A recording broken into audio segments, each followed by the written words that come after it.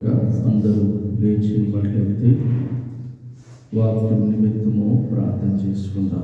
అందరూ లేచి నిలబడండి.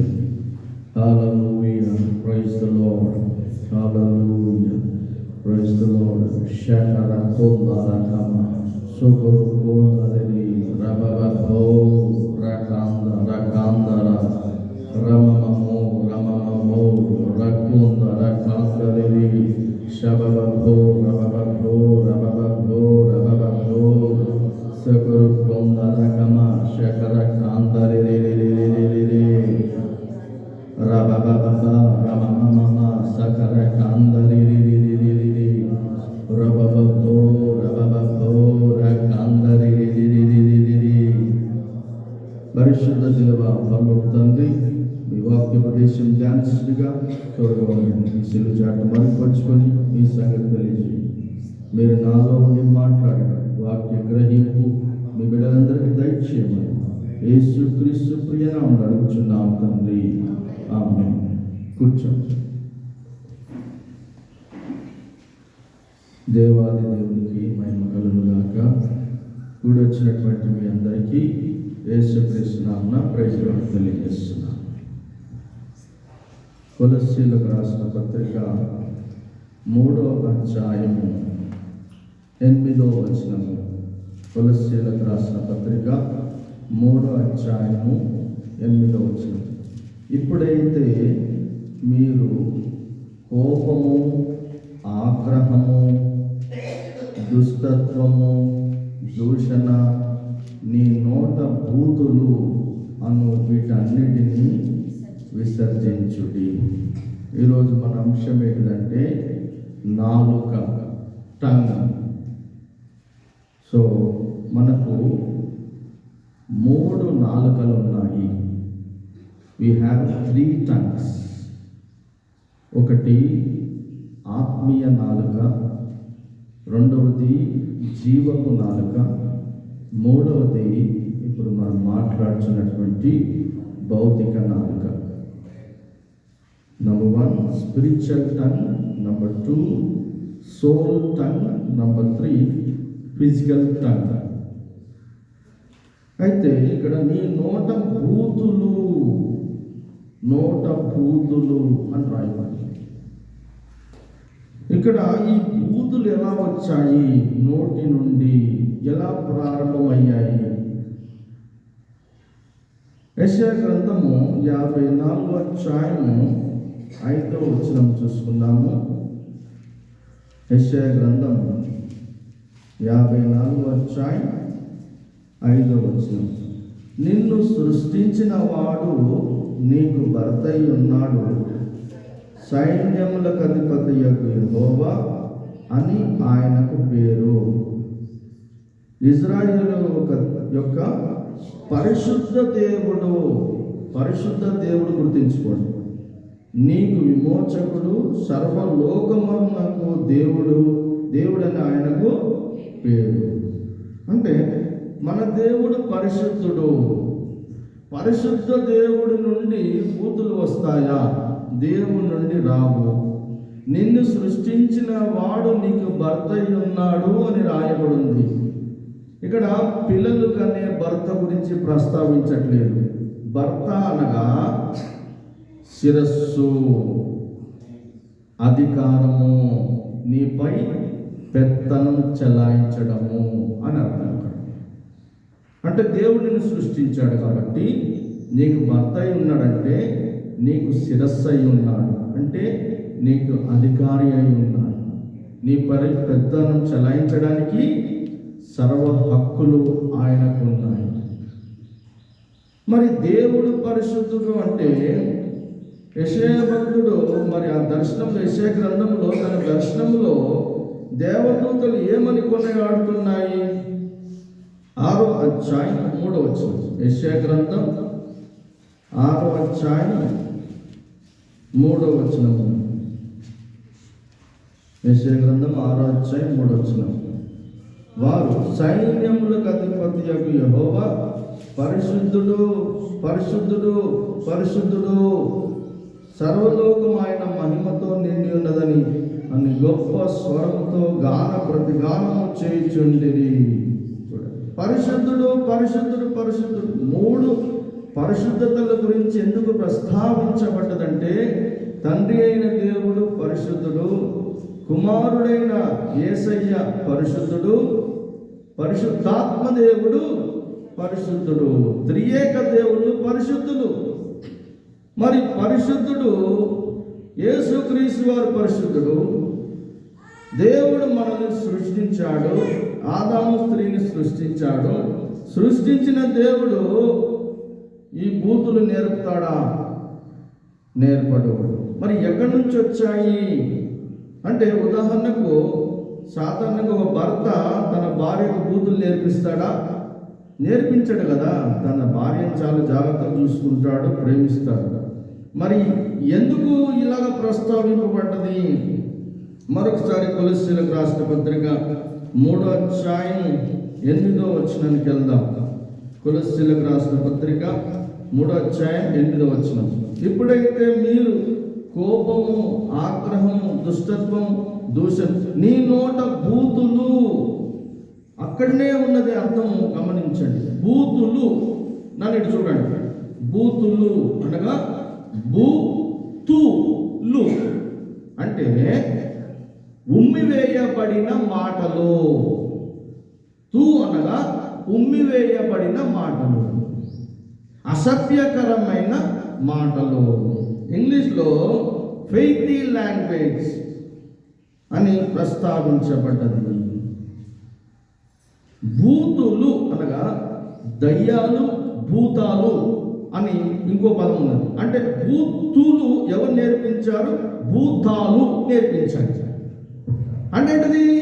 సాతానుడు నేర్పించాడు భూతులు మనుషులకు. ఈ పదాలలోనే మీకు జవాబు దొరికిపోయింది.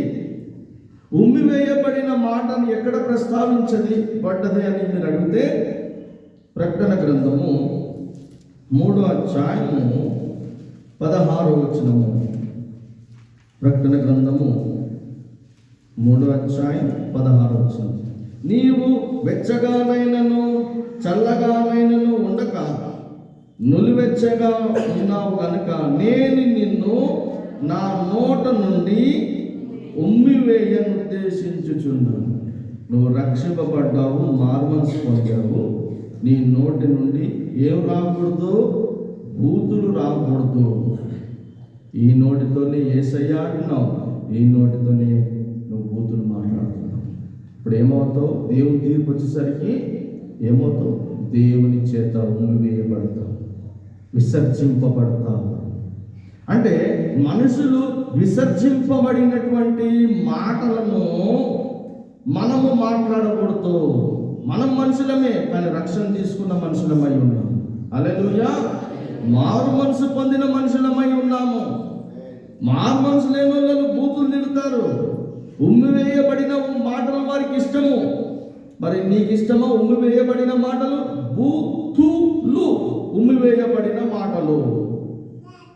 సో అనుకోకుండా వస్తాయి, కానీ వాటిని క్రమక్రమంగా దేశే దగ్గర మన తప్పులు ఒప్పుకొని, ఒకసారి ఒప్పుకోలేవు, ఒకసారి ప్రార్థన చేస్తావు, వదులుకోలేవు, కానీ ఏదో ఒక రోజు దేవుడు దాని నుంచి నీకు విడుదలిస్తాడు, నువ్వు విడిచిపెడతావు. హల్లెలూయా. కొందరు వెంటనే విడిచిపెడతారు, కొందరు టైం తీసుకుంటారు. అది వారి యొక్క తత్వం మీద ఆధారపడదు, వ్యక్తిత్వం మీద ఆధారపడదు. కాబట్టి మరి మత్తయి సువార్త 4వ అధ్యాయం 4వ వచనం చూద్దాం. మత్తయి సువార్త 4వ అధ్యాయం 4వ వచనం.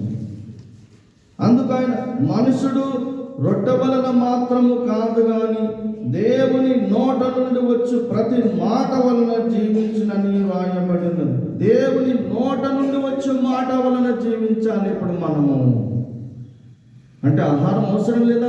ఆహారం అవసరమే. ఆహారముతో పాటు దేవుని మాట మరి అవసరం, మనకు ప్రాముఖ్యమై ఉన్నది. సో శరీరానికి ఆహారం ఎంత అవసరమో మన ఆత్మకు దేవుని మాటలు, దేవుని వాక్యము ప్రార్థన అవసరమై ఉన్నది. మనం 3 నాలుకల గల వాళ్ళము. ఆత్మీయ నాలుక, జీవపు నాలుక, శరీర సంబంధమైన నాలుక. గమనించాలి, మనము మన ఆత్మీయ జీవితాన్ని పెంచుకోవాలన్నప్పుడు శరీర సంబంధమైన నాలుకను మనం అదుపులో పెట్టుకోవాలి. పనికిరాని మాటలు మాట్లాడకూడదు. యేసయ్య అన్నాడు, మనుషుడు రొట్టెల వలన మాత్రం కాదన్నాడు. ఎక్కడి నుంచి ప్రస్తావించాడు? రాయబడి ఉన్నదని ఎక్కడ ప్రస్తావించాడు? ద్వితీయోపదేశ కాండం 8వ అధ్యాయం 3వ వచనంనే ప్రస్తావించాడు. ద్వితీయోపదేశ కాండము 8వ అధ్యాయం 3వ వచనము 8వ వచనం. ఆహారం వలన కాక యెహోవా సెలవిచ్చిన ప్రతి మాట వలన నరులు బ్రతుకుదురని నీకు తెలియజేయుటకు ఆయన నిన్ను అణచి నీకు ఆకలి కలుగజేసి అన్నాడు. సో ప్రియమైన మోషే ఇజ్రాయేల్ ప్రజలను రక్షించాలి ఐగుప్తు నుంచి అని ఏం చేశాడంటే, ఒక ఐగుప్తుడు ఇజ్రాయేలీయుడు కొట్లాడుకుంటే ఐగుప్తుని చంపేసి ఇజ్రాయేల్కి ఒక వ్యక్తికి ఇజ్రాయేల్ ప్రజలకు మేలు చేశాడు. ఒక ఇజ్రాయేలుడికి మేలు చేశాడు. మరొకసారి ఇద్దరు దెబ్బలాడుకుంటే మళ్ళీ అదే పని చేయబోతే వాళ్ళు ఏమన్నారంటే, మేము కొట్లాడుకుంటాం, తన్నుకుంటాం, మధ్యలో నీకెందుకు రా అన్నారు.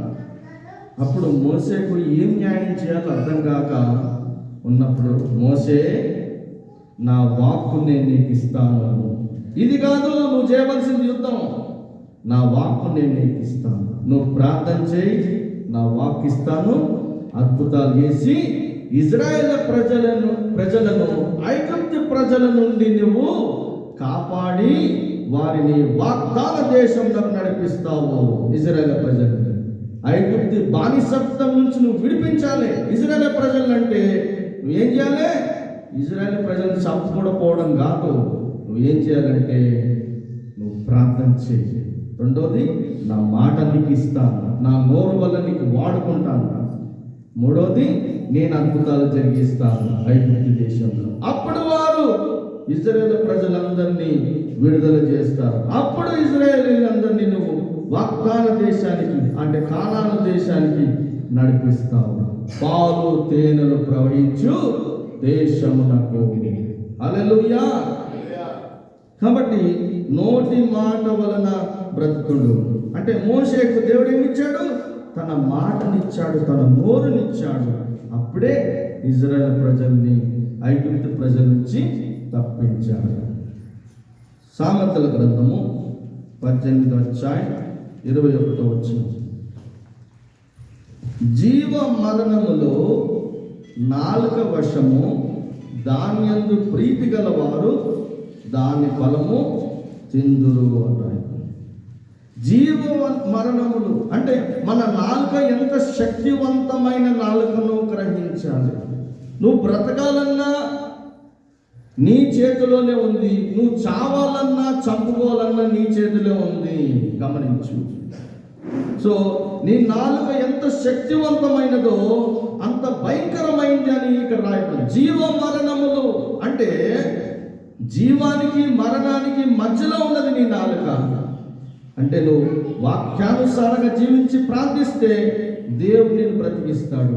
వాక్యానుసారంగా జీవించకుండా నీ ఇష్టానుసారంగా జీవిస్తే అదే నాలుక చేత, మాటల చేత నువ్వు చంపబడతావు. అంటే నీ నాలుకతో నీ శక్తిని పెంపొందించుకుంటావు, ఆధ్యాత్మిక శక్తిని పెంచుకోగలవు. అదే నాలుకతో దైవికమైన శక్తిని తగ్గించుకోగలవు. అంటే నేను ప్రార్థించినప్పుడు, వాక్యానుసారంగా జీవించినప్పుడు నాలో దేవుని దైవిక శక్తి పెరుగుతూ ఉంటుంది, అభిషేకం పెరుగుతూ ఉంటుంది. నా నాలుకతో నేను అసభ్యకరమైన ఈ బూతులు, అసభ్యకరమైన దూషణలు నేను మాట్లాడితే నాలో అభిషేకం తగ్గిపోతుంది, నా ఆత్మీయ జీవితం పాడైపోతుంది. అందుకే జీవ మరణములు నాలుక వశము అని రాయబడి ఉన్నది. Death and life are in the power of the tongue. If you speak positively, when you live according to the word of God, when you have prayer life, then your tongue will receive divine power from God. The same tongue, when you utilize for filthy language, unnecessary negative words, bad words, the same tongue will loses its anointing and the power of God, that is divine power. It gains the negative force, evil force. అంటే నువ్వు అసభ్యకరమైన మాటలు మాట్లాడి, చెడ్డ మాటలు మాట్లాడినప్పుడు, దూషణ మాటలు మాట్లాడినప్పుడు నీలో దుష్ట శక్తి అనేది పెరుగుతూ ఉంటుంది. దైవికమైన శక్తి తగ్గుతుంది, దుష్ట శక్తి పెరుగుతూ ఉంటుంది. మనశ్శాంతి ఉంటుంది, నెమ్మది ఉండదు, అశాంతిగా జీవిస్తావు. నీ దైవికమైన శక్తితో ఈ లోకంలో నడిపింపబడాలంటే నీ నాలుకను నీ స్వాధీనంలో పెట్టుకో. దేవుని స్వాధీనం లేదు నీ నాలుక, నీ స్వాధీనంలో ఉన్నది. దాన్ని ఎలా నడిపించాలో నీ చేతిలో ఉన్నది, దేవుని చేతిలో ఉంది. కాబట్టి గమనించాలి. అదే రీతిగా కొలస్సీలకు రాసిన పత్రిక 4వ అధ్యాయం 6వ వచనము. కొలస్సీలకు రాసిన పత్రిక 4వ అధ్యాయం 6వ వచనం. ప్రతి మనుషునికి ఎలాగ ప్రత్యుత్తరం ఇవ్వవలెనో, ఒక వ్యక్తితో ఎలా జవాబు ఇవ్వాలో అని ఇక్కడ రాయబడింది. ప్రతి మనుషునికి ఎలాగ ప్రత్యుత్తరం ఇవ్వవలెనో అది మీరు తెలుసుకొనుటకై మీ సంభాషణ ఉప్పు వేసినట్టు ఎల్లప్పుడూ రుచిగలదైగాను కృపా సహితముగాను ఉండనీయుడి. ఎన్ని కూరలు చేసినా ఉప్పు వేయకపోతే తిన్నప్పుడు తినకున్నప్పుడు అన్నేసి చూడంటది ఉప్పు, నన్నేసి చూడంటారు. హల్లెలూయా. అంటే రుచికరముగా ఉండాలి ఈ మాట. ఉప్పు చాలా చీప్ రేట్, ఇప్పుడు రేట్ పెరిగింది. ఈ మారోడి షాపులు, పెద్ద పెద్ద షాపులు ఏం చేస్తారు, అన్ని లోపల సామాన్లు పెట్టుకుంటారు, ఉప్పు సంచిని మాత్రం బయట వదిలేస్తారు. అది ఎవరు తీసుకెళ్తాడు, ఎవడు దొంగలిస్తాడు, అదని అలా వదిలేస్తాడు. దాన్ని ఎవడు దొంగలించాడు. కానీ దాని రుచి ఏదో ఎంత ప్రాముఖ్యమైందో అన్నం కూర వండుకున్న వారికి, తినేవారికి తెలుసు. అంటే ప్రతి దాంట్లో ఒక రుచికరముగా నీవు జీవించాలంటే నీ నోటి నుండి వచ్చే మాట ఏ విధంగా, అడిగిన ప్రశ్నకు జవాబిచ్చే రీతిగా ఉండాలి.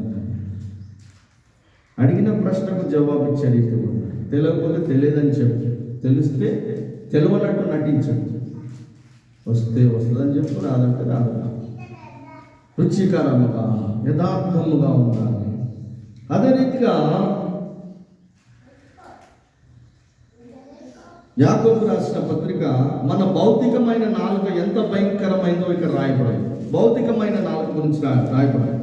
యాకోబు రాసిన పత్రిక 3వ అధ్యాయం 6వ వచనం. యాకోబు రాసిన పత్రిక 3వ అధ్యాయం 6వ వచనం. నాలుక అగ్నియే. ఏ అగ్నిది? జీవితాలను పాడు చేసే అగ్నిది. పరిశుద్ధాత్మ అగ్ని కాదు, భౌతికమైన అగ్ని. నాలుక అగ్నియే. నాలుక మన అవయవములో ఉంచబడిన పాప ప్రపంచమై సర్వ శరీరమునకు మాలిన్యము కలగజేయుచు ప్రకృతి చక్రమును చిచ్చు పెట్టును, అది నరకము చేత చిచ్చు పెట్టబడును. భౌతికమైన నాలుక గురించి. మన నాలుక మాలిన్యము తీసుకొస్తున్నది. అదే నాలుక కుటుంబాలను పాడు చేస్తున్నది. ఒక మాట అంటాను నేను, India is my country, all Indians are my brothers and sisters.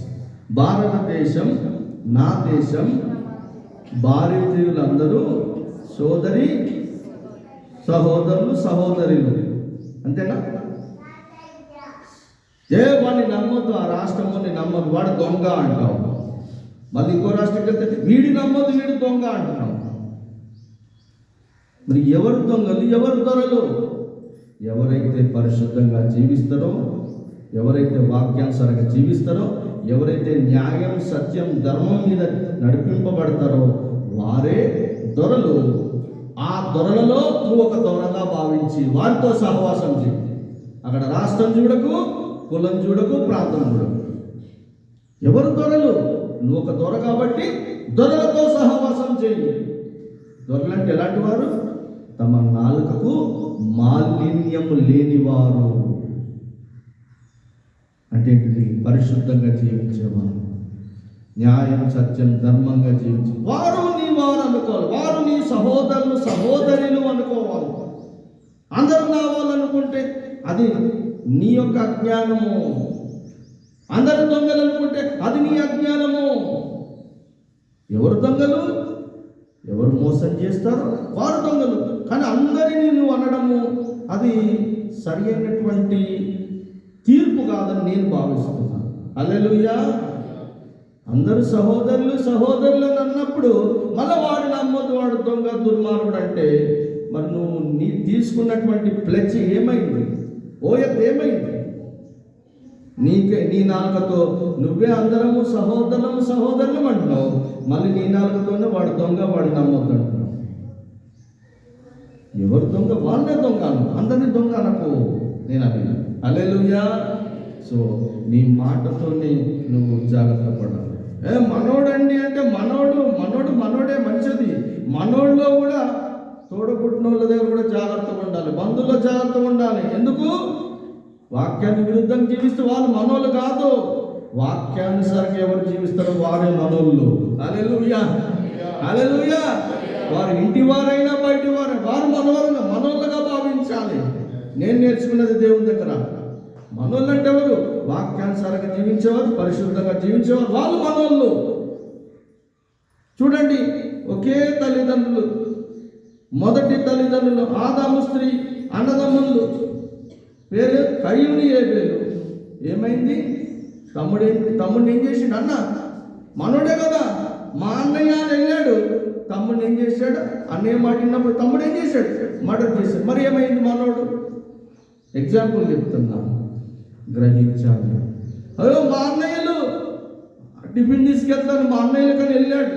అరే వీడు కలలు కనేటోడు వచ్చాడు యోసేపు. ఏంట్రా వీళ్ళు గుంతలు వేసేసేయండి, అమ్మేద్దామని గుంతలు వేసారు, తర్వాత అమ్మేశాడు యోసేపుని. సొంత అన్నయ్యలు మనోళ్ళే కదా. మరి ఏమైంది మనోళ్ళు అంటే? నీవు జాగ్రత్తగా ఉండాలి, ఇతరుల పట్ల కూడా నువ్వు వివేకంగా నడుచుకోవాలి. అది నీ చేతిలో ఉన్నది. హల్లెలూయా, హల్లెలూయా. గమనించాలి ప్రియమైన దేవుని బిడ్డలారా. అదే రీతిగా 45వ కీర్తన మొదటి వచనం, 45వ కీర్తన మొదటి వచనం. ఒక దివ్యమైన సంగతితో నా హృదయము బహుగా ఉప్పొంగుచున్నది. నేను రాజును కూర్చి రచించిన దానిని పలికెదను. నా నాలుక త్వరగా రాయువాని కలం వలె నున్నది. పాట పాడము. ఒక దివ్యమైన సంగతితో నా హృదయము పొంగెను. ఒక దివ్యమైన సంగతితో నా హృదయము పొంగెను. యేసురాజని నా ప్రియుడని, ప్రియ స్నేహితుడు క్రీస్తుని. ఒక దివ్యమైన సంగతితో నా హృదయము పొంగెను. దేవుడు తన మాటలు దీవించి ఆశించుగా. కళ్ళు మూసుకుంటూ ప్రార్థన చేసుకున్నాం. వాక్యం పరిశుద్ధ దేవ, మీ బిడ్డలు రక్షింపబడిన వారు వారి నాలుకలు మీ స్వాధీనంలో పెట్టుకునేలాగా సహాయించు. వారి నాలుక దైవికమైన మాటలకు, దైవశక్తి పొందుకొని నడిపింపబడటానికి వారి నాలుకలు వచ్చే మాటలు, దూషణ మాటలు, బూతులు రాకుండా దుష్టశక్తిని ఆహ్వానించుకొని దుష్టశక్తి వారి జీవితాలు పాడు చేసుకోకుండా పవిత్రమైన జీవితముతో జీవించి నడిపింపబడలాగా సహాయం చేయమని యేసుక్రీస్తు ప్రియ నామములో అడుగుచున్నాం తండ్రి. ఆమేన్.